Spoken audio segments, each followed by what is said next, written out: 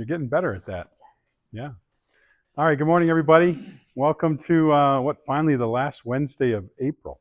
It's been an extra week, a long month. It seems to be transitioning into a good time of year. So it's been nice to spend this last week having a bridge to Mental Health Awareness Month in May that's well known about, but also tied into our self-care and compassion focus throughout the month. So some highlights of Monday's email, just 3 different ways that people can kind of receive some of that help they need when they have a question or concern about mental health, which is first was self-directed. I mean, this day and age, the internet has so much information, so much free information, good people trying to put great information out there, kind of like us around here, right? We publish these talks, have them out there. They're not private, so people can get some information and go. Just a small representation of everything that exists. So self-directed books, workbooks, whatever else you can find, videos of people doing. It's a great way to get some answers and try and feel better about something. The second one was just kind of some peer-directed stuff, right? We talk around here a lot about getting connected, having people in your support network. Well, it takes some transparency to get there, but if you can have somebody you turn to for advice, it's going to be a significant benefit to your mental health, just so you don't feel as alone. You have some places to go, people to talk with. So whatever the concern is, mild, moderate, or severe, there's likely a person around you that has wisdom and insight or has been there, done that, and can assist you as you go through it. And then finally, just that professional level of help obviously exists. I talked about some practical ways to get there. I mean, a lot of people will start with word of mouth recommendations. Next, people probably look at their insurance network. Who's in network? You want to save the most money. But also the idea of there are hundreds of counselors in Portage County. And so to say like, oh, I can't find one that's going to mesh with me, really you have to just do some investment. And there's somebody who will probably align well with some of your interests or passions and go from there. In order to maximize some of those recommendations, a couple homework assignments that really encouraging people to do is first, asking someone you know that's in counseling. Hopefully you have somebody in your circle that has said they go to counseling or have gone, just to ask them what it's like if you've never been there. There is this interesting dynamic that sometimes in counseling, people are like, no one ever asks me how it's going. Like it's a taboo thing to do. As much as it's comfortable for people to go to counseling, it's like people don't want to ask. Like that would be a bad thing. But I think generally people are like, hey, I want to tell you what I'm learning or what insight I have or how I'm feeling better. So one homework assignment is just to ask somebody you know it's going to counseling, just because, hey, it really supports them and affirms what's going on, but you might gain from some of their own insights. Oftentimes there'll be a line or something that really they've held on to that's been impactful to them, maybe transformed something, and you could benefit from that as well.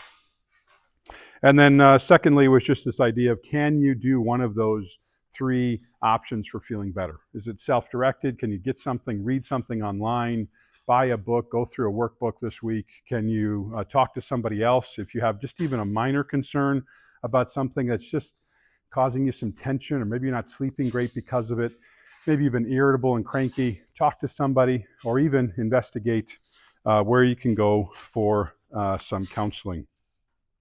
So related to that, this week, it's less about facts of interesting days or humorous ones. This is really about facts about that counseling benefit that exists for every member that comes here to the gym. So just reminders, because we've had a lot of growth and transition, but this is what exists. So all members have the potential for 4 counseling sessions over at my counseling clinic. Even those that pay for a year at a time have 5. That's for you or a family member that you have access to. So the reality of that is, for people who are like, I can't afford something else in this day and age with increased costs and everything else, or my deductible's not met, I don't want to pay for that, those kind of things. It's 4 or 5 counseling sessions available to you or a family member.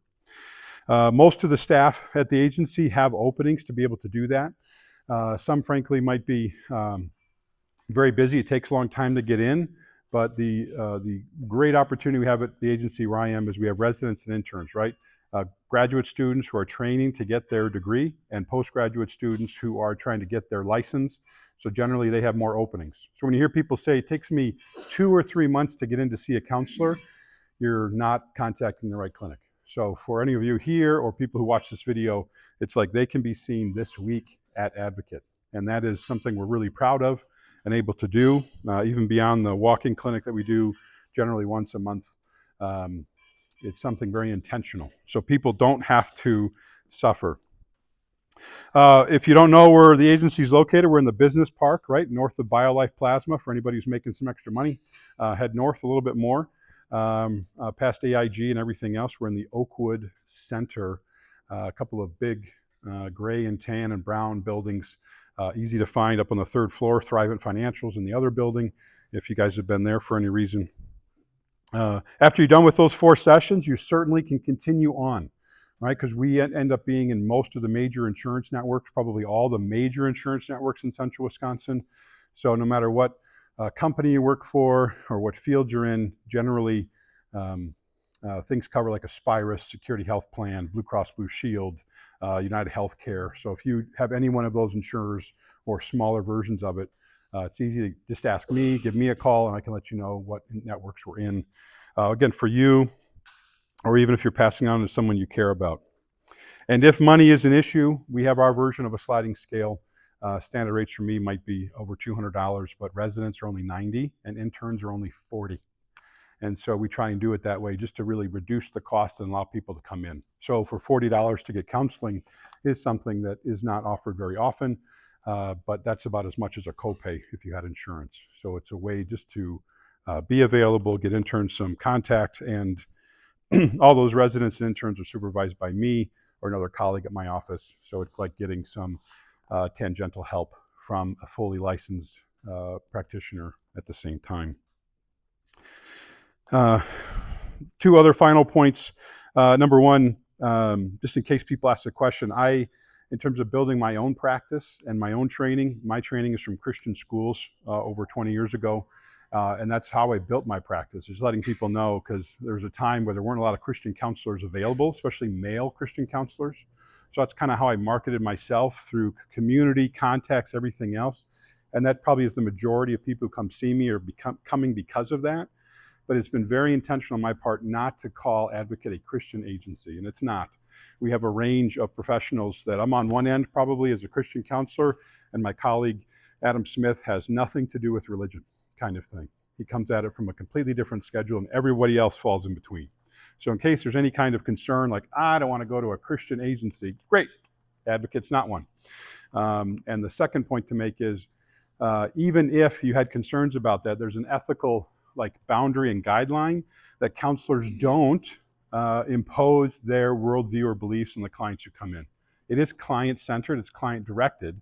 So even if we can joke about it, like, you love the Packers, I hate the Packers, you're not going to hear that from me, kind of thing, even if it goes beyond that. And people will talk of they think a bunch of stuff different than I do. It's not going to come up in counseling because it's not relevant to what they're working on. And so that's not just my ethic, that's kind of across the board. So we can joke about little things, but really it's a big deal that clients can come in and be in an accepting, non-judgmental situation, but they can find a way to experience the relief they want. So just those interesting facts about how to access that counseling benefit, because it is trying to put the tangible aspects of what we believe around here at the gym. That if we're talking about mental health here, but there's no follow-up with some counseling, then I feel like we fell short. So when we added that about 1.5 years ago, I'm really thankful for that. People have accessed it, just to be technical. People have been able to use that, and I've been really proud of that and grateful for my staff who've been able to step in and be able to help. But not everybody does, and that's okay.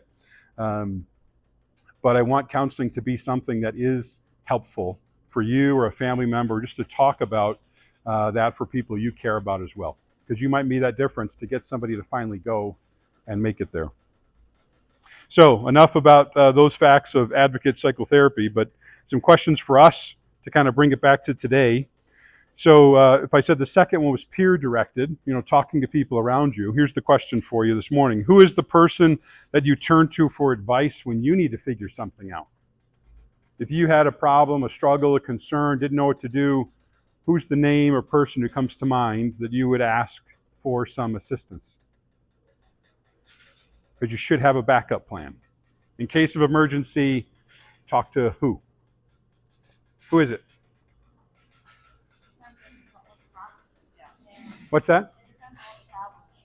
Sure. Okay. You guys have at least one that comes to mind? Dave, if it's car trouble? Fair enough. What if it's a emotional or family issue? Let me be more specific. If you had a problem on an emotional or family situation, who would you talk to? Spouse?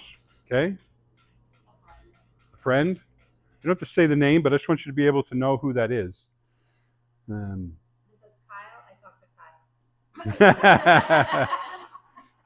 Yes, and he says sorry, right? Right. And that's the point, just asking a question. I think that there are certainly work-related stuff that can cause people to not sleep well at night. But when it's emotional or relational, I think those really start to cause some more intense symptoms. So be thinking about that. You're right, it does depend on what the issue is. But with the really big stuff, the stuff that is most important to you, know who you're going to be able to talk to. Second question, how could you support someone that said he or she's going to counseling? Ask them about it. There you go. Jess was listening. Ask him about it. Yes. Anything else? Right. What's one of Bill's favorite stories? Drive with them, enjoy some tea, and have a nap in the waiting room. Right? Yep. Right? A nap. Yes. Just because exhausting can be difficult. Some people are going through some really harsh things, and maybe they're not quite with it afterwards from a standpoint of exhaustion and just a headache or drained, whatever you might. It can be a lot of things depending on what people have gone through. So yeah, ask them about it. Going with them. I assure you, through the years I've been doing this, I've been grateful when they're like, "Well, this is just my friend who's going to wait here. Is that okay?" I'm like, "Great. This is my friend. Can he or she come in with me?" Absolutely. So a friend being with is a huge way to support. Yes, ask them about it. It's not a secret. It's not like a scarlet letter. I had to go to counseling or I went to counseling, those kind of things. Any other ideas come to mind?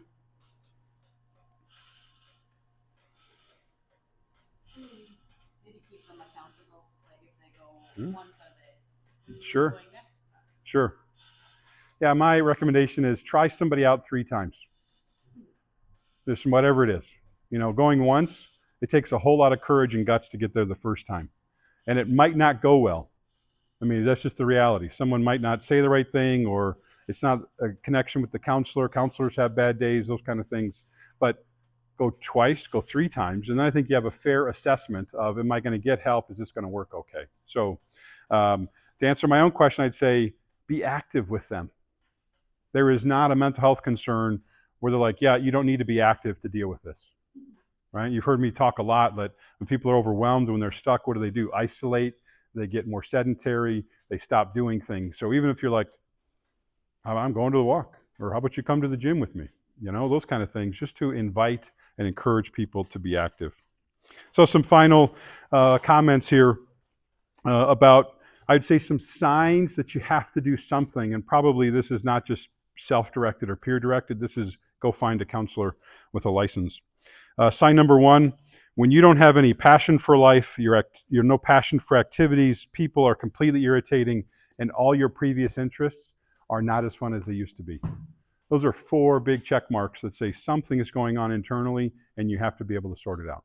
So your passion for life is a lot less.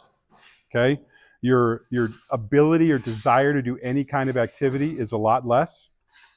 The people around you are irritating or aggravating. Okay, and your previous interests, the things you used to like to do. Yeah, this is constant. This isn't just, people at the gym that bother you. But then this idea that your previous interests you like to do for fun now don't matter. Kind of a shrug of a shoulder. It's like Bill saying, I don't want to go on the green circle. And it doesn't do anything for me anymore. Okay? So that would be worrisome. Those are things that are signs you should do something. Second, how about mentally? I would say if you're experiencing kind of this foggy brain, lack of clarity, you just feel tension and frustration, you just can't seem like you can sort your way out mentally through things, like you're trapped in a maze mentally, that's a good sign to go talk to somebody. And we're talking, this is a majority of time. We have days like that, evenings like that, but if this is a whole week or a couple weeks where you're feeling this way, don't suffer any longer and come in. And then finally, if you have any of these kind of physiological signs of stress, weight change, maybe you've lost, people are like, I lost 20 pounds in the last 6 weeks. Okay? That's a problem. Something's not working. Yes, it's a parasite in your gut, or you have not eaten very well because you don't feel hungry because your body's kind of in crisis. And you're still as active as you might have been, but you just are losing. Likewise, it's the other way. Like, I can't stop eating. I sit down and I have that one thing that brings comfort, because we know food can bring comfort, and someone just can't stop. So weight change, weight loss, weight gain, a big sign. Sleep loss, and again, not just you had a bad night or you're averaging 6 hours only when you normally sleep 8. I'm talking like I wake up every hour, or I wake up every couple hours. I can't fall asleep. My brain wakes me up at 3 a.m. You look terrible. People are telling you that stuff. Okay, those are signs to be able to go check it out. And then finally, low energy. Just this idea of you run out of gas about halfway through the day, and it happens most days. And then you think, like later in the week, you're like, I don't even want to get out of bed. I don't want to get anywhere. So you start calling in, you start not being able to follow through on your responsibilities. So these are some big signs that if something's happening to you, then please go do something. But the inverse is, if this is happening to somebody you care about, can you have the courage to then talk to them and say, hey, I heard some of these signs are starting to make me nervous. Can you please go talk to somebody? So you immediately step into that peer-directed help, but you might be that person who's like, I'll go with you to that counseling appointment to get you in because your symptoms are so big. So a good week just to talk about some of these benefits here for all of you. Next month, Mental Health Awareness Month, so we'll dive into that in different ways as we talk it through. But it's obviously I'm passionate about this area. You guys all wake up excited to deal with what, insurance or numbers or teaching kids or something else. I wake up, oh yeah, Rich, you don't do anything. You're retired now. But yes, but I wake up excited to walk into really challenging situations with people and help them not feel alone. So it's easy to get passionate about this and do it. So thanks for listening. Have a good workout. And thanks for all your encouragement about a leg. I'll be back next week. Everything's headed in the right direction. And so that'll be very good. But I got to coach this weekend again and stand on it all day for 3 days. So I'm going to take it easy again today. All right. Have a great day. Thanks.